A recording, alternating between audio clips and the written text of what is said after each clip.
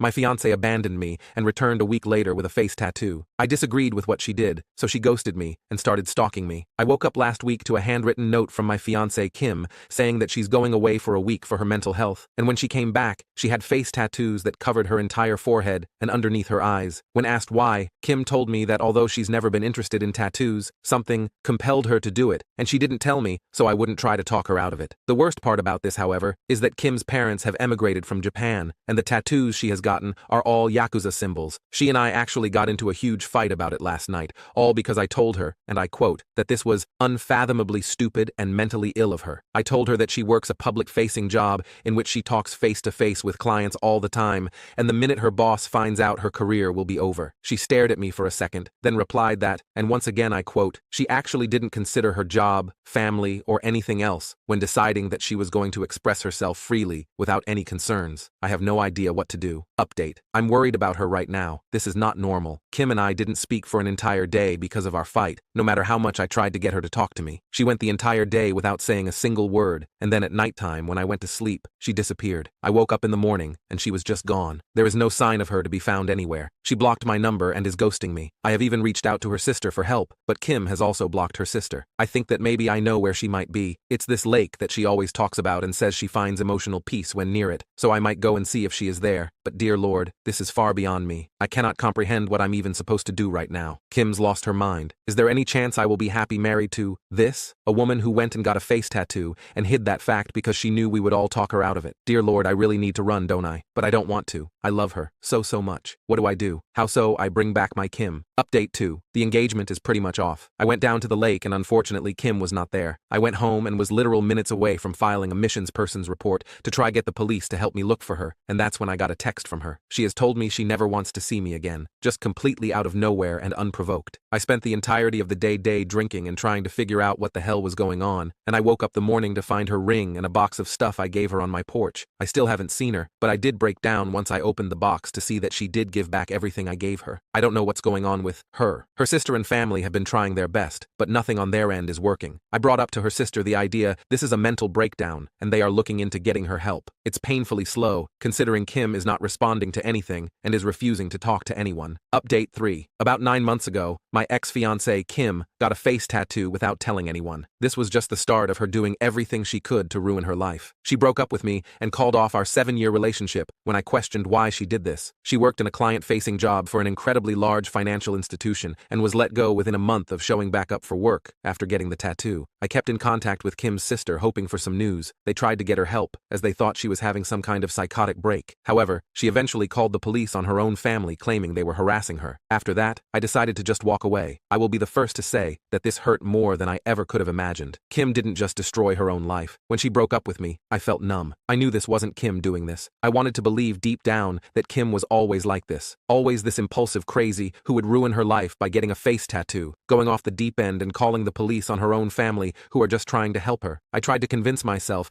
that I had not lost a wonderful woman who I had spent 7 years of my life with. However, the person who made these choices was not Kim. The woman who told me over the phone she hated my guts for not supporting her and her choices in life, that was not Kim. The woman who wrote she hated me and only ever stayed with me out of pity, that was not the woman I asked to marry. That was not Kim. That was someone who I came to find out was having a mental breakdown that resulted in months of bad decisions that will affect the rest of her life. Kim was a beautiful and kind-hearted soul that calmed me down after a long day, whose touch was peaceful. She brought so much light into my life, and to see something consume her to such a point is so painful. The day I walked away and told her sister I could not deal with it anymore was the worst day of my life. It hit me like a train. The numbness and denial of what I lost hit me all at once. I almost quit my own job and moved back home to my parents. I can only thank my boss for being so understanding that she let me take 4 weeks off to deal with what happened. She and the rest of my team went far beyond what should ever be expected of co-workers and management that it makes me realize how close I was to leaving a job I actually enjoy. I never moved on from Kim, but I came to accept what had happened. I thought I was okay until 2 weeks ago. I got a call from Kim. She had blocked my number and done everything she could could to remove me from her life. My mind just blanked when I saw it was her calling. I picked up, and it was actually her. We didn't talk. I did not know what to say to her. We decided she would come over to my place, and we talked. The tattoo is still there, but she's covering it up now with makeup. She says when she has the funds she's going to look into getting it removed if possible. She had lost a lot of weight since I last saw her. She looks not in good condition whatsoever. She's not been able to find a new job. She'll probably need to move to a new city for that. She wasn't the Kim I had fallen in love with. She was like a shell of her. Something just wasn't there anymore that used to be. Kim told me what had happened. The year leading up to the tattoo was awful for her. The stress of everything seemed to pile up more and more. I'll respect her and keep much of what she told me secret. However, the thing that is important is that she secretly started doing Adderall to keep her performance up at work and to deal with everything. And one day, she just out of nowhere decided she hated everything about her life. She explained why at the time she wanted the tattoo. It doesn't really make much sense, but a lot of what she was thinking at the time didn't. And from there, she just lost control of everything. I won't talk about what happened after she disappeared, but it is not pretty. There are things she did that will follow her for the rest of her life. It explained a lot, but it did not make things any better. We talked for nearly the entire night. She didn't leave my place till almost 4 a.m. Since then, she said that she wants to try and get back together with me. She admitted she knows things cannot be the same, yet she wants to try. I haven't talked to anyone about what I'm about to say yet. I've held off on talking to Kim about it because it feels selfish. But there's something about the way Kim acts, about the way it affected my life that irks me. When we talked that night, she said that I was lucky she cut me off. I was lucky I didn't get put through any of this. I was lucky that my crazy ex wasn't at my door screaming or showing up to my work and causing a scene. She acts like my life wasn't affected at all. I told her what happened after she left, how much it hurt, how I almost quit my job and moves across the country. Her response was dismissive, like because I didn't go through with that I don't get to complain. She acted like because I was not the one with the tattoo on her face, I don't get to act like it had long-lasting effects on me. She didn't even apologize for the explicit and hateful note she left with my things when she returned them, or for the phone call where she called me a manipulative, selfish asshole who only wanted her for her body, or even just for breaking up with me. She knows she was wrong to do it, but it's almost as if she's acting like, because she had a breakdown, I can't hold her accountable for what she did to me because it wasn't long-lasting. I texted her last night, saying how hard it was for me when she left. She ignored it entirely and tried to move on. No acknowledgement at all. I don't know why, but it hurt me. It hurt me so much. I feel like I did back when all those emotions finally hit me after she left. I wish she had just never come back into my life now. I wish I didn't know what happened. I wish I hadn't picked up the call, because it hurts. But a part of me feels like I'm being selfish or complaining too much, that I don't get to feel this way, because I'm not the one who had the mental breakdown. Update 4. I learned yesterday that my ex, Kim, passed away after taking too high of a dose of blow this last Sunday. I'm still processing the news, I guess. We broke up 2 years ago after Kim got a face tattoo out of nowhere. Kim reappeared in my life about a year ago after breaking up with me and essentially becoming a ghost. She wanted to get back together with me, and I stupidly considered it and let her get the foot in the door. She claimed she was clean, but she wasn't. It was obvious she was still using something, and my guess is she was still using blow. After I finally declined to get back together with her, she slashed my tires after causing a scene at my office. Luckily, she's been out of my life for 6-ish months now, after some cop put the fear of God in her after she broke the restraining order. I've not heard much about Kim since then, thankfully. Last I heard, she was wanted on a warrant and was hiding low across state lines. Yesterday, though, Kim's sister called me to let me know she was found passed away Sunday morning. She wanted me to hear it from her instead of through the grapevine. I appreciate it. Despite everything, Kim's family have been nothing but kind to me. Kim's parents are quietly cremating her,